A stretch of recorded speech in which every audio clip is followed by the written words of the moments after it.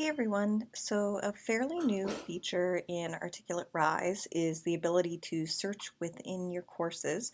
And so what I wanted to do was just take you through a larger course that I have developed and show you how that function works. So we're going to choose this group counseling's course, and there's 61 lessons, so it's quite a big one.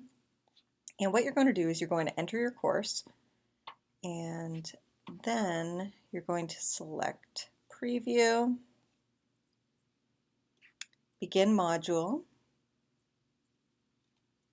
and when you get to this section here where you kind of have the sidebar, there's going to be a little search icon located in the upper right corner. So what you're going to do is you're going to select that, and you're just going to enter in a term that you'd like to search for. And what's going to happen when we hit enter is that all of the instances of that term are going to be flagged in this sidebar, and then you'll be able to select them and kind of explore.